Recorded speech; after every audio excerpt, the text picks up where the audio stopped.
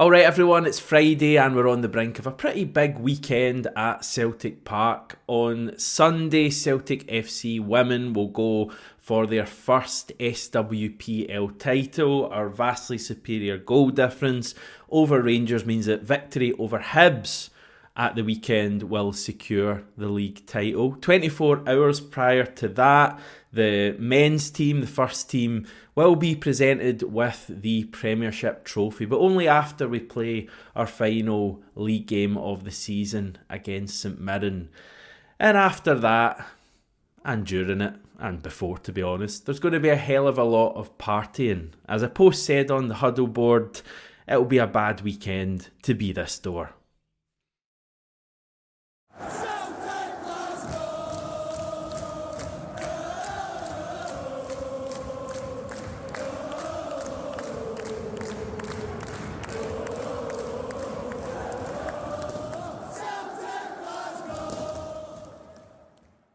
This video is brought to you by John Lundstrom, making Celtic dreams come true. Okay, tomorrow's game against St Mirren may be what they call a dead rubber, but I'll be giving it all of the respect it deserves when I name my predicted 11 later in the video, so stay tuned for that. I'm not so sure I'd expect Cameron Carter-Vickers to be in it, given he's been enjoying himself since full-time at Kilmarnock on Wednesday.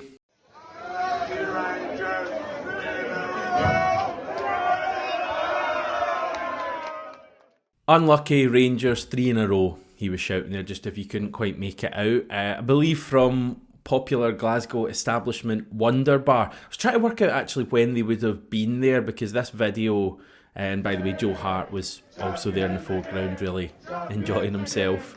But yeah, this video came out kind of Thursday afternoon, so it obviously wasn't Thursday night.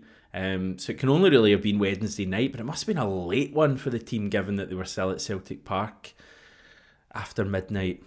So yeah, they're enjoying themselves. Listen, they deserve to enjoy themselves. They've worked very hard. Stephen Welsh was also out singing Champions Again, Ole Ole, alongside Adam Ida. So yeah, the players are letting their hair down a bit, and who can blame them? Now, Celtic posted a fabulous 9-minute video of the celebrations from Wednesday night, from the pitch at Rugby Park, the dressing room at Rugby Park, all the way to Celtic Park. Some highlights included, this Dies and Maida, I guess, reenacting what James Tavernier sees in his nightmares.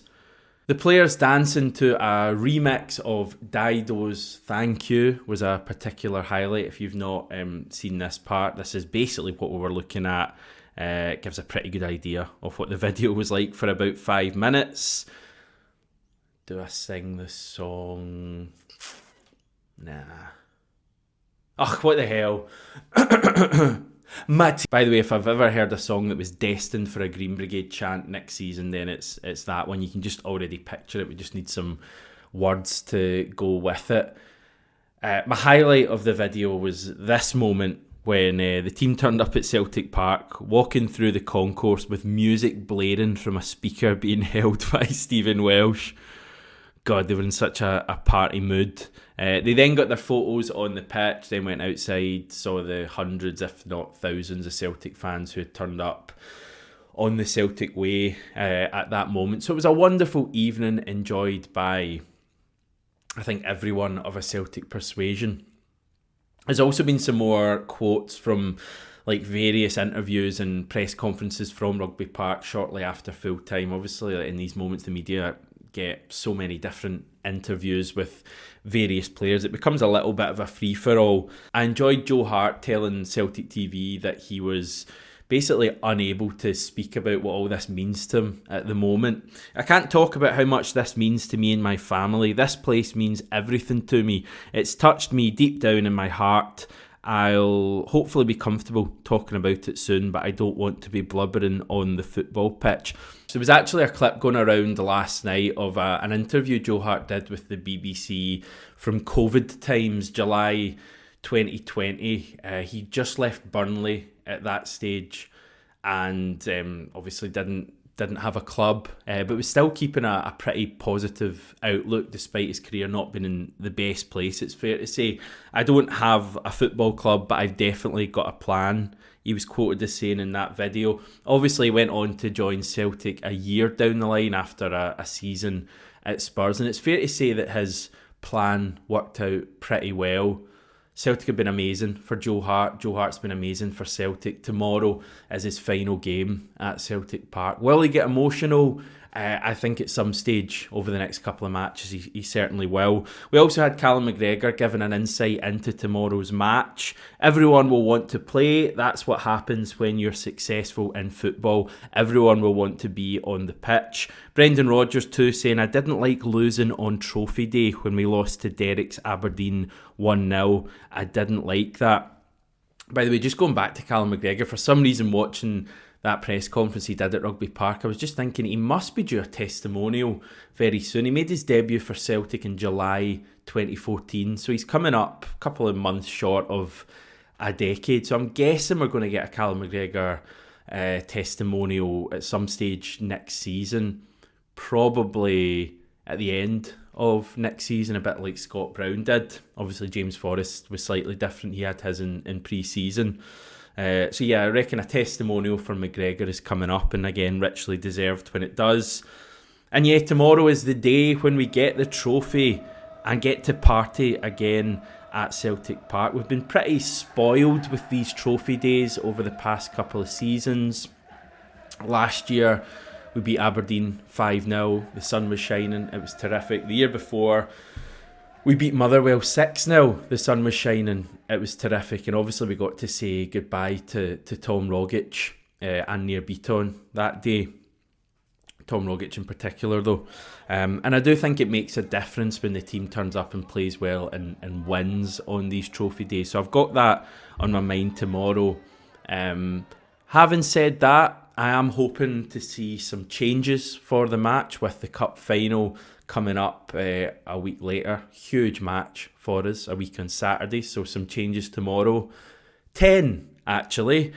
I'm going for Vasilis Barkas in goal, a back four of Stevie. Nick DeMarco, the lawyer who helped out with Brendan Rodgers earlier in the season. Very good defender, I hear. Paul the Tim, his partner at the back. And Greg Taylor at left back. We don't have any other left backs. In midfield, James McCarthy to come in alongside Jerry McCulloch and Ryan 118.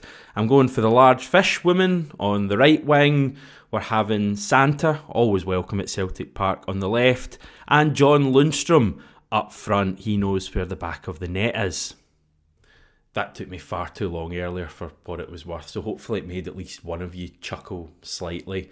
All joking aside, I do hope that Santa has a part to play tomorrow. It's like an open goal for the club in terms of Patter, to get Santa out to like do the Paradise windfall draw. Yeah, and I feel like Celtic are in a bit of a Patter mood at the moment, so hopefully that's one they do. And yeah, basically that's all I've got to say. Enjoy your day. If you're going to the match, going to the Merchant City afterwards, please drink responsibly and savour every moment. If you're watching elsewhere on the planet, please drink responsibly and savour the moment. That's certainly what I'll be doing. But yeah, just enjoy it. You know, we've worked hard this season. We've come through some tough moments. There's maybe been moments this season when people have doubted if we would get a trophy. And the team have won the league. They've been a joy to watch recently. And as I said on yesterday's video, without getting too deep, you never know when times like this are going to end for whatever reason. So just enjoy it. Enjoy seeing the smiles on everyone's faces wherever you're watching the game, whether it's at Celtic Park or in a pub or with your family or whatever. Just enjoy people being happy and seeing smiles, and enjoy Celtic being winners again. Yeah, enjoy yourself. Have I said enjoy at all? Yeah. Speak to you soon.